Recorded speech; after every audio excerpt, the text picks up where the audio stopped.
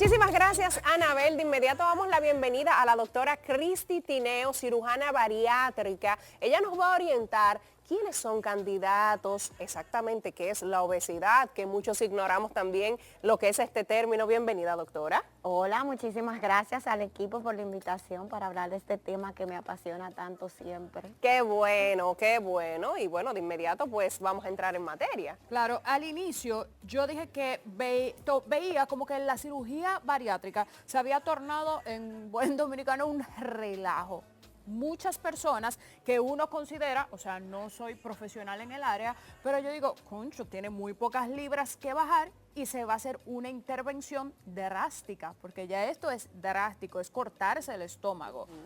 ¿Quién califica y quién no para una cirugía bariátrica? ¿Cómo se determina esto? Bueno, lo primero que tenemos que empezar es definiendo lo que es obesidad. Okay. La obesidad se define como un índice de masa corporal por encima de 30 kilogramos por metro cuadrado, ¿ok? Entonces, definiendo esto, hay muchísimas personas, sobre todo en este país, donde las mujeres tienen muchas caderas, muchos glúteos, que caen por encima de 30 de IMC y ya todo este acúmulo de grasa sí se considera que es obesidad. Entonces, anteriormente la cirugía solamente se guardaba para pacientes por encima de 40 de índice de masa corporal, o sea, una obesidad ya extrema, o por encima de 35 que tuvieran diabetes mellitus o que tuvieran otra enfermedad asociada a la obesidad como hipertensión, apnea de sueño.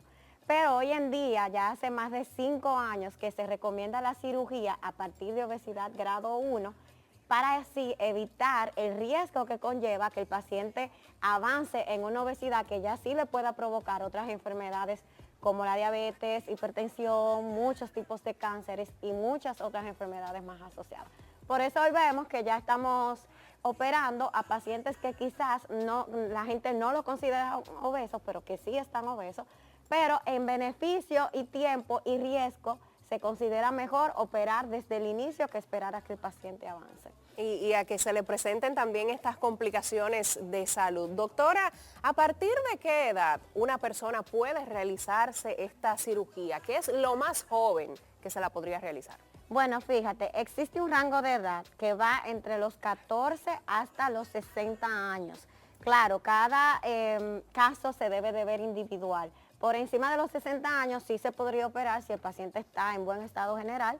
Y por debajo de los 14 años, ahí se complica un poquito, uno trata más de, exacto, niño, sí. uno trata más de irse a otros métodos, pero ya cuando es un caso extremo, entonces con terapia psicológica, con terapia de psiquiatría, de nutrición, esto es un equipo realmente, y también con la autorización de los padres podría uno también pensar en realizárselo. Mira, no sabía que era tan joven y precisamente, o sea, que se podía realizar la cirugía a una persona tan joven, así con apenas 14 años o inclusive menos, dependiendo su peso. Pero sí me llama mucho la atención el seguimiento o inclusive la preparación previa a esta intervención. Muchas veces aquí escuchamos coloquialmente decir, en Estados Unidos sí se hace una buena prevención o un buen seguimiento al paciente, porque primero recibe atención psicológica.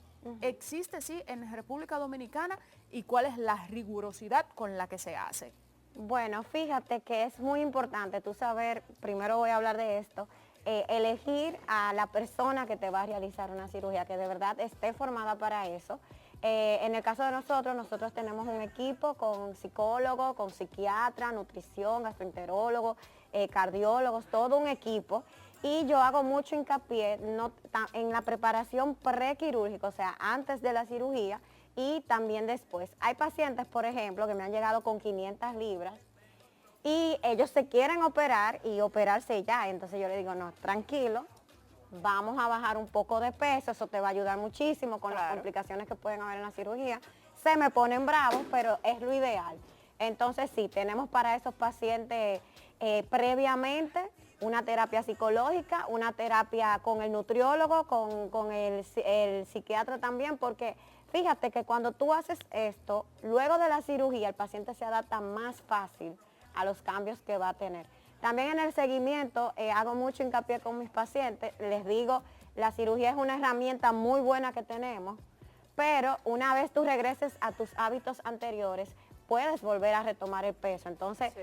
me gusta mucho que los pacientes, yo los veo frecuentemente, una semana, al mes, 3 meses, 6 meses. Me mantengo por un grupo de apoyo que tengo con todos mis pacientes de cirugía, por donde me mantengo viendo lo que hacen, porque a veces se me desenfocan y mandan fotos de un trago. Bueno, un trago un día está bien después del año, pero cuando ya veo que están mandando demasiadas cosas, por ahí me voy sola y lo llamo a la atención porque tengo que mantenerlos ahí.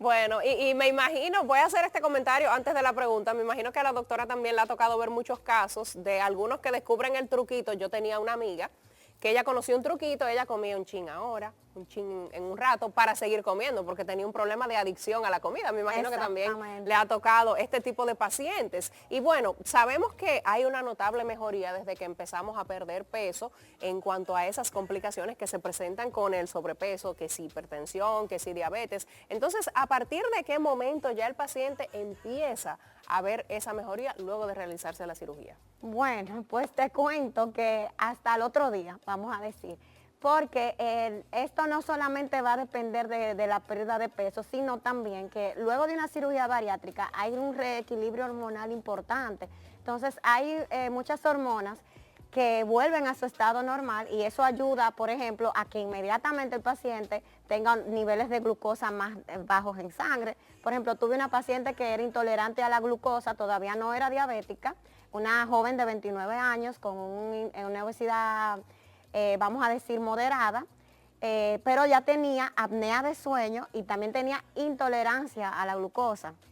Entonces jovencita. la operamos, ella manejaba unos niveles de 115, de 120 y ya por ejemplo al día siguiente ya ella estaba en niveles normales de glicemia. Entonces los Wow. resultados los vamos viendo desde el inicio. Y eso los entusiasma de una Eso. vez porque... Claro. Y cabe recalcar que los resultados son independientes de la pérdida de peso y que también hay pacientes que tienen diabetes severas, bien severa, que aunque no tienen una obesidad como tal, también se han sometido a cirugía bariátrica y la diabetes le ha mejorado pero muchísimo. Qué bueno, ¿qué tiempo le asegura a una persona mantenerse en un peso adecuado después de una cirugía bariátrica y si se puede realizar nueva vez esta cirugía? Por ejemplo, perdí los resultados y quiero otra bariátrica. ¿Esto es posible? Sí, claro, mira, ¿qué te digo? La reganancia de peso es una realidad que todos los cirujanos bariátricos estamos viviendo. Los pacientes reganan peso, alrededor de un 30% de los pacientes. ¿Igual o el doble? ¿Igual o más de lo que habían tenido? Bueno, casi nunca es más de lo que habían tenido, pero sí reganan peso. Entonces, por eso insisto siempre con el seguimiento. De hecho, yo tengo pacientes ya que me han reganado peso. ¿Y se han sí- operado nueva vez? No, yo no he reoperado, se le llama una reintervención o una revisión de la cirugía. No he tenido todavía que hacerlo porque cuando reganan peso tratamos con métodos menos invasivos, como los ayudamos con inyecciones, con pastillas o con simplemente seguir los cambios en el estilo de vida con el psiquiatra, terapia psicológica, porque toda esa necesidad de comer muchas veces está asociada a emociones. Entonces yo los mando con el psicólogo, con el nutriólogo y por ahí vemos si podemos. Si no se puede y el paciente tiene un índice de masa corporal que sigue por encima de 30 o por encima de 35, se podría entonces uno considerar puede ser una remanga gástrica, que es otra vez volver a cortar el estómago. Si ya es un caso de que ha ganado mucho peso, de que también tiene diabetes o otra enfermedad, entonces podríamos pensar en un bypass, que ya es una cirugía un poco más compleja. ¿Te asegura aunque sea 2 años de peso No, te estable? asegura muchísimo más. Si el paciente lleva Sí, pero si el no lo lleva, control, que si no lleva el control, si no lleva una buena alimentación, te asegura aunque sea 2 años en buen peso. yo diría que hasta más. Ok. Porque yo los casos de reganancia de peso, en mi experiencia, claro, los he comenzado a ver después de los 3, 4 años Ok. Sí. aproximadamente. Y bueno, sabemos que hay personas quizás, por ejemplo, de escasos recursos que quieren hacerse esta cirugía. ¿Es algo que es de fácil acceso o la persona tiene que prepararse, vamos a decir, específicamente para hacerse esa cirugía? Pues fíjate, sí, mucha gente le tiene miedo o no puede acceder a la cirugía bariátrica en nuestro país porque es costosa. Sí. Realmente es costosa porque nosotros operamos con materiales que son costosos. Sí, claro, claro. Y obviamente uno siempre va a poner la seguridad del paciente ante todo. Sí, hay que prepararse. Yo de hecho he tenido pacientes con muy escasos recursos económicos y ellos, bueno, han conseguido ayuda. Sí, sus préstamos y eso, sus claro. préstamos. Hay bancos tú puedes, por ejemplo, yo puedo facilitarle un presupuesto y ellos van al banco y si califican igual Muy le hacen bien. un préstamo. Pero sí, tienen que prepararse, la verdad. Ok, la ingesta de alimentos después de la cirugía. Yo he visto el proceso con algunas personas cercanas y veo que son en vasitos de café pequeñitos que están tomando o un zumito de un caldo o tal vez alguna bebida que te dé esa hidratación que se necesita. Pero ¿a partir de qué tiempo ya se pueden comer alimentos más sólidos, exacto, como una carne, vamos a decir, que es más difícil de digerir? Pues fíjate, el primer mes el paciente va a llevar una dieta que es líquida, que va a ir variando por Un mes líquido. un mes. Pero eso no le va a ocasionar ningún problema, porque acuérdense que el paciente se llena con 3 onzas de líquido. Como si fuera un bebé, como los bebés recién nacidos que se llenan así con una cosita. Exacto. De hecho- Ahora, le voy a decir algo, es una dieta ya, porque eso es una No, dieta. pero es para eso. Bueno, precisamente De por alguna eso. forma. Un mes líquido, ya tú rebajas con o sin bariátrica. Sí, por eso se notan tan rápido los Exacto. efectos. No, y sobre todo hay muchos pacientes que retienen líquido y el primer mes, Sí. como están solamente a dieta líquida, pierden muchísimo peso, pero no tanto de masa magra, sino de todo el líquido que estaban reteniendo. Sí. Entonces, si el primer mes eso va variando por etapas, comienza con consomés, yo les digo cómo lo van a preparar, porque fíjate que he tenido, yo me siento, les explico, se lo Un leo. sancocho de habichuelas. No, y me imagino que hay problemas también con los condimentos. Así O también. sea, con esos condimentos que no son naturales hay problemas, Y ¿verdad? bueno, ¿qué te digo? Yo he visto de todo, como desde pacientes que me han dicho, pero ¿qué tú estás tomando? No, yo estoy tomando sopa de nervio. Y yo, ok, pero yo te detallé lo que tú tenías que tomar.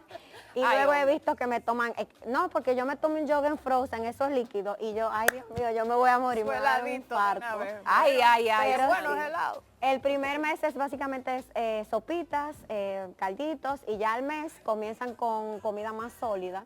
Yo le digo, vayan comiendo la carne que no quede tan seca para que no le caiga pesado. Ok.